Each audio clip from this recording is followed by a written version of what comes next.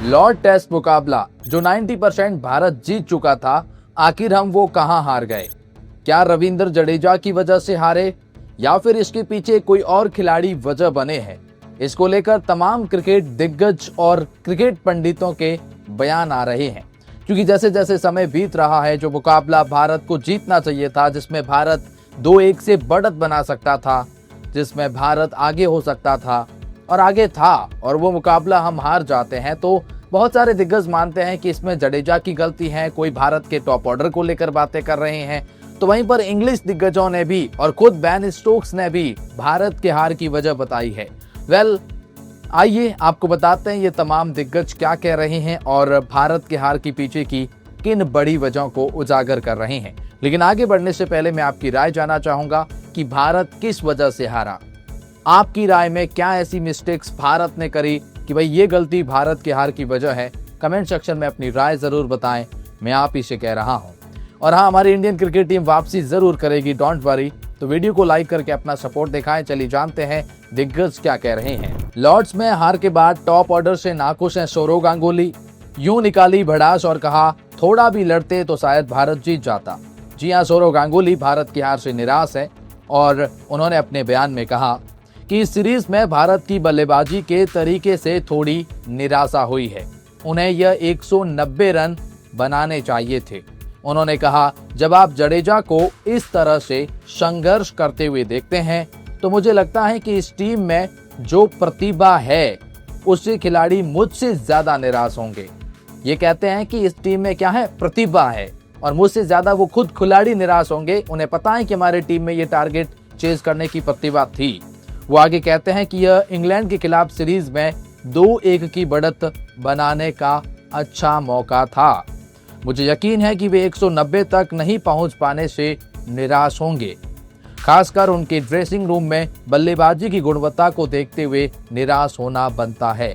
गांगुली ने आगे कहा, अगर शीर्ष क्रम बल्लेबाजी में थोड़ा बेहतर खेलते तो परिणाम अलग होता। यशस्वी जायसवाल अपना खाता नहीं खोल पाए। ऑब्वियस बात है, गलत शॉट के चक्कर में जायसवाल आउट हुए हैं, जबकि शुभमन गिल 6 और ऋषभ पंत 9 दोहरे अंक तक भी नहीं पहुंच पाए। केएल राहुल ने पारी का आगाज करते हुए 39 रनों की पारी खेली, लेकिन आखिर में जडेजा 61 रन पर नाबाद अकेले पड़ गए।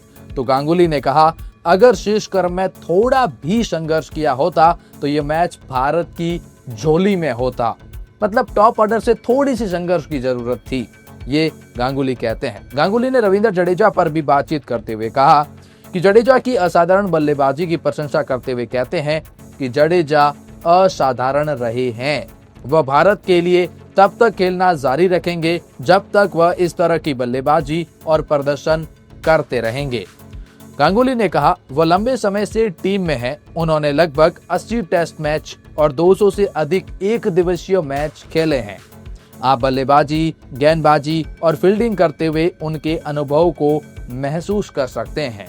आप एक विशेष खिलाड़ी हैं और पिछले कुछ वर्षों में उनकी बल्लेबाजी में वास्तव में सुधार हुआ है। वह इस टीम का महत्वपूर्ण हिस्सा है। तो गांगुली ने तो साफ तौर पर रविंद्र जडेजा के उस एफर्ट की तारीफ करी है और जडेजा की तारीफ में कहा कि वो अकेला पड़ गया, जिसकी वजह से टॉप ऑर्डर की अच्छी परफॉर्मेंस नहीं होने की वजह से भारत को हार मिली है। तो वहीं भारत के पूर्व दिग्गज अनिल कुंबले क्या कहते हैं कि रविंद्र जडेजा लॉर्ड टेस्ट के हीरो हैं या विलेन है? अनिल कुंबले के इस बयान से सब साफ हो गया है। अनिल कुंबले का मानना है कि ऑलराउंडर रविंद्र जडेजा को लॉर्ड टेस्ट की चौथी पारी में स्पिनर शोएब बशीर के खिलाफ मोहम्मद सिराज को स्ट्राइक देने की जगह खुद जोखिम उठाकर आक्रामक शॉट खेलना चाहिए था। अगर वे ऐसा करते तो इस मैच का नतीजा कुछ और हो सकता था। आपको बता दें कि इस मैच में ऑलराउंडर रविंद्र जडेजा ने जसप्रीत बुमराह और मोहम्मद सिराज से मिलकर काफी हद तक मैच को खींच लिया था, लेकिन अंत में वो जीत नहीं दिला सके।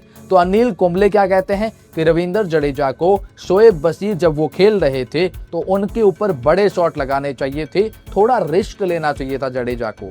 आप प्रॉपरली सिराज और बुमराह के साथ खेलकर, इतनी ज्यादा गेंदें खेलकर भी अगर आप हिट नहीं करते हैं तो फिर वो थोड़ी सी वजह बन जाती है हार की।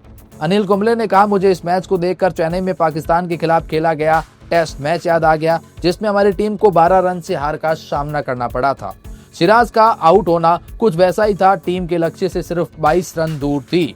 जडेजा एक छोर पर बस खड़े रहे। मेरा मतलब है कि भारत को जीत के लिए इतने करीब लाने की योजना में सफल रहे और इंग्लैंड ने कोई ढिलाई नहीं बरती। अनिल कुंबले ने कहा कि जडेजा ने अपने हिसाब से गेंदबाजों को टारगेट करना चाहिए था। क्या कहते हैं कि उन्हें टारगेट करना चाहिए था। क्रिस वॉक्स, जो रूट और बशीर ऐसे गेंदबाज हैं। बशीर और जो रूट भले ही ऑफ स्पिनर है, लेकिन उनकी गेंद बहुत ज्यादा टर्न नहीं ले रही थी। उस स्थिति में अगर किसी को जोखिम उठाना था तो वो जडेजा ही थे। उन्हें ऐसा करने चाहिए था। उन्होंने बुमराह और सिराज के साथ बल्लेबाजी के दौरान अपने पास ज्यादा स्ट्राइक रखकर अच्छा काम किया, लेकिन सिराज को बशीर का पूरा ओवर खेलने के लिए दे देना जोखिम भरा काम था और इसकी जगह खुद ही आक्रामक रुख अपनाना चाहिए था। तो अनिल कुंबले ने तो साफ माना है कि भाई जडेजा थोड़ा और अच्छा करते तो शायद मैच जीत जाते। अगर वो जो रूट शोएब बशीर के खिलाफ शॉट लगाते तो शायद मैच जीत जाते।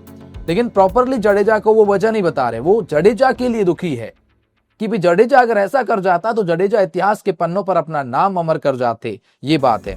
अच्छा, हमारे रविचंद्रन अश्विन क्या कहते हैं? कहते हैं कि मैं उस एम्पायर से मिलूंगा। एम्पायर पॉल राइफल के फैसलों पर फूटा अश्विन का गुस्सा, सुनाई खरी खोटी। जी, अश्विन नाराज है एम्पायरिंग से। अश्विन ने कहा, मैं उनसे पॉल राइफल से बात करना चाहता हूं। मैं ये नहीं कह रहा कि मुझे उन्हें आउट देने के लिए कहना चाहिए, ऐसा नहीं है। जब भी भारत गेंदबाजी करता है उन्हें हमेशा लगता है कि वो आउट नहीं है, और जब भी भारत बल्लेबाजी करता है उन्हें हमेशा लगता है कि वो आउट है। अगर ऐसा सिर्फ भारत के साथ हो रहा है तो आईसीसी की एम्पायरिंग पर ध्यान देने की जरूरत है। ये रविचंद्रन अश्विन जो भारत के दिग्गज क्रिकेटर में से एक है, वो एम्पायरिंग पर सवाल उठा रहे हैं। और ऐसा मामला देखने को भी मिला कि जब भारत जब भी गेंदबाजी करे एम्पायर कॉल आप उन इंग्लैंड के फेवर में देते हैं, और ये एम्पायर भी जानते होंगे। और भारत जब भी गेंदबाजी करे वो एम्पायर कॉल बैटिंग के फेवर में जा रही है। तो ये उल्टा क्यों हो रहा है? अनिल कुंबले ने भी इसको लेकर नाराजगी जताई थी। रिव्यू में पता चला कि गेंद लेग स्टंप से टकराई तो उन्होंने कहा, लगता है पॉल राइफल ने फैसला किया है कि आउट नहीं होगा। अगर कोई भी गेंद आउट के करीब होती है तो वो आउट नहीं होता है। कुल मिलाकर अनिल कुंबले ने भी इस मामले पर नाराजगी जताई थी। रविंद्र जडेजा ने कहां कर दी चूक, जिससे टीम इंडिया को लॉर्ड्स में मिली शिकस्त। मोहम्मद कैफ जो भारतीय दिग्गज है, उन्होंने कहा कि ऐसा मेरा मानना है कि अगर वहां रविंद्र जडेजा थोड़ी सी और दायित्व लेते और 5वीं गेंद पर सिंगल देकर 1-2 चौके लगाते, मैच को और करीब ले जाते तो परिणाम बदल सकता था। मोहम्मद कैफ कहते हैं, खैर टीम इंडिया को पिछले मुकाबले में शिकस्त मिली और अगले मैच पर ध्यान बनाए रखने की जरूरत है, लेकिन वो खास तौर पर मानते हैं कि जडेजा को थोड़ा और दायित्व लेना चाहिए था, थोड़े और आक्रामक शॉट खेलने चाहिए थे। और अब बेन स्टोक्स ने क्या कहा कि भारत कहां हारा? वो कहते हैं कि लॉर्ड्स में गांगुली के शर्ट लहराने की यादों को मैंने आर्चर को प्रेरित किया और जिसकी वजह से आर्चर प्रेरित हो गया। स्टोक्स ने कहा, मैं आर्चर को उस दिन की बात कर रहा था जब हमने विश्व कप जीता था, लेकिन वह कह रहे थे ओ वो वाला। वो वाकई में कमाल के खिलाड़ी हैं। छोटे लक्ष्य के सामने ऋषभ पंत का विकेट वास्तव में महत्वपूर्ण था। मुझे पूरा विश्वास था कि जोफ्रा आज कुछ ऐसा करने वाला है जिससे मैच में अंतर पैदा हो जाएगा। चोट की वापसी के बाद बेन स्टोक्स का भारत पर दबाव बनाए रखने के लिए 10 ओवर का पूरा स्पेल किया। स्टोक्स ने कहा कि 23 जुलाई से मैनचेस्टर में शुरू होने वाले चौथे टेस्ट के लिए वो फिट रहेंगे। मैनचेस्टर में होने वाले मैच के लिए पूरी तरह से फिट रहूंगा। उस मैच से पहले हमें विश्राम करने का पर्याप्त मौका मिलेगा। स्टोक्स ने खेल के दौरान दोनों टीमों के खिलाड़ियों की हुई बीच बातचीत, तीखी बहस और छींटाकशी के बारे में पूछा गया, लेकिन उन्होंने इस पर ज्यादा ध्यान नहीं दिया। मुझे लगता है कि इस बड़ी सीरीज में हमेशा ऐसे कोई न कोई पल जरूर आता है जब दोनों टीमों के खिलाड़ी एक दूसरे से भिड़ेंगे। मुझे ये मंजूर है, बशर्ते ये सीमा पर न जाए। मुझे नहीं लगता कि हमारी या भारतीय टीम ने किसी तरह से सीमा का कोई उल्लंघन किया है। कुल मिलाकर अब हर कोई अपना ज्ञान दे रहा है भाई। इंग्लैंड वाले कह रहे हैं, जैसे बेन स्टोक्स ने कहा ऋषभ पंत का रनआउट हो जाना, कोई रविंद्र जडेजा को लेकर बातें कर रहा है। लेकिन मैं आपसे जानना चाहूंगा, आपकी राय में भारत की हार की क्या वजह थी? कमेंट सेक्शन में जरूर बताएं।